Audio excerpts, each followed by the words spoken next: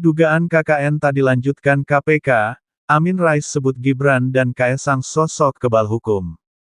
Tokoh reformasi, Amin Rais mengatakan, Presiden Joko Widodo alias Jokowi, dan putranya Wali Kota Solo Gibran Rakabuming Raka dan Kaesang Pangarep, telah menjelma sebagai sosok kebal hukum. Hal itu, karena dugaan pelanggaran hukum telah dibeberkan berbagai pihak, dan telah dilaporkan ke Komisi Pemberantasan Korupsi (KPK), serta instansi lainnya, namun kewibawaan hukum tak mampu menjamah mereka. Kita ini dari tadi sebenarnya berhalusinasi.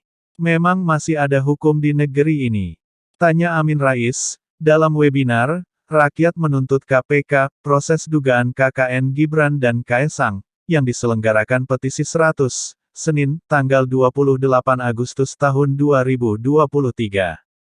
Pertanyaan Ketua Majelis Syuro Partai Umat itu, dilontarkan terkait pandangan senada para pembicara yang menilai KPK, Kejaksaan, dan Kepolisian yang tak memiliki keberanian sedikitpun, untuk mengusut laporan dugaan korupsi Jokowi, dan kedua putranya.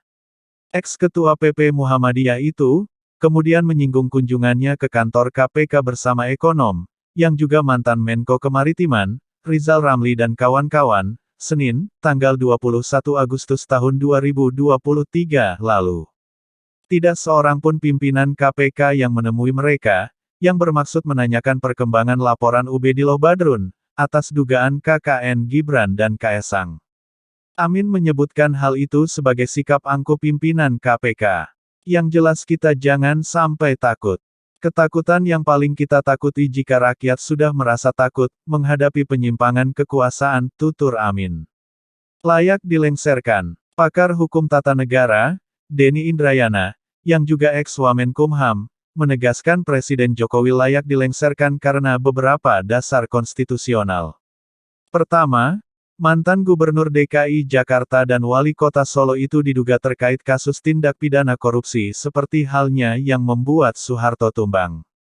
Dua anak Presiden Jokowi, yakni Gibran dan Kaesang telah dilaporkan Ubedillah Badrun ke KPK terkait KKN. Denny mengungkapkan laporan Ubedillah itu terkait kasus perdagangan pengaruh, atau trading in influence. Pengusaha Sinarmas Group menanamkan modal ke perusahaan milik Gibran dan Kaesang atau membentuk perusahaan bersama.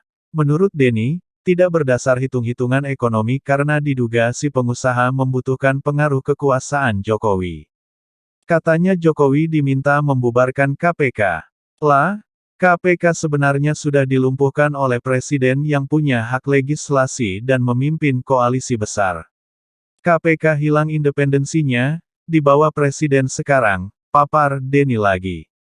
Penegakan hukum akhirnya tajam ke oposisi, atau siapapun yang mencoba berseberangan dengan koalisi penguasa.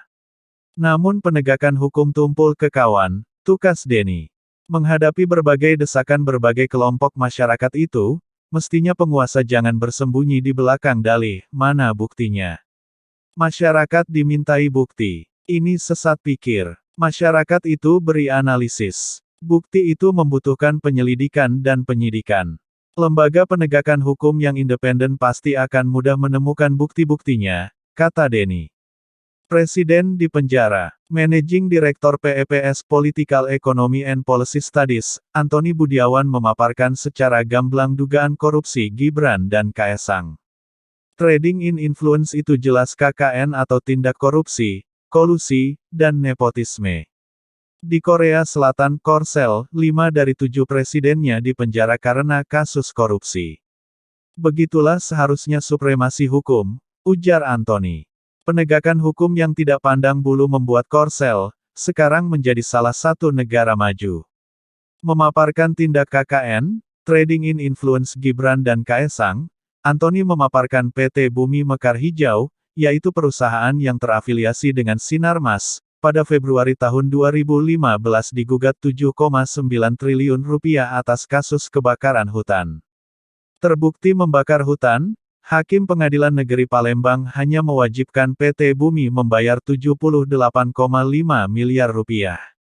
Sementara itu, Direktur Utama Sinarmas Gandhi Sulistianto justru dijadikan Duta Besar RI untuk Korea, pada November tahun 2021. lalu menjadi anggota Dewan Pertimbangan Presiden, One Team Press, pada Juli tahun 2023. Gibran dan Kaesang memiliki perusahaan bernama Harapan Bangsa Kita, induk usaha bisnis kulinernya, dikenal sebagai GK Hebat, perusahaan induk membawahi Sang Pisang, Yang Ayam, Ternak Kopi, Siap Mas, Let's Toast, dan Enigma Camp.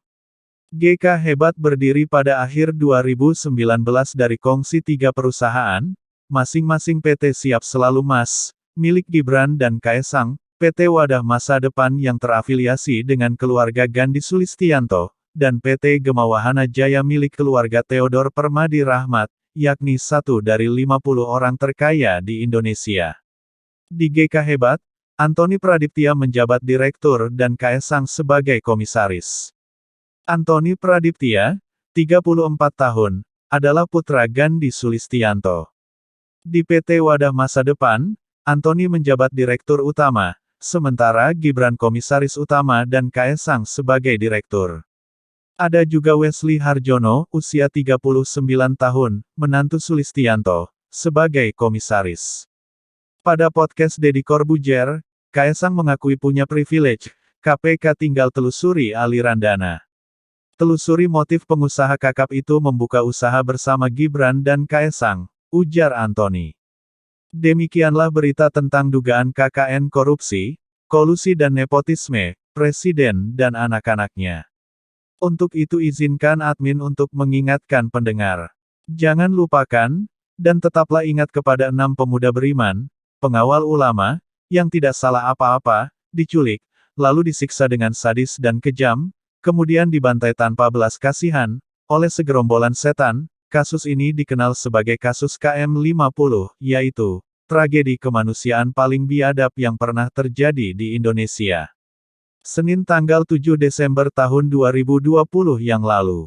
Allahu Akbar, Allahu Akbar, Allahu Akbar, Allahu Akbar, Allahu Akbar, Allahu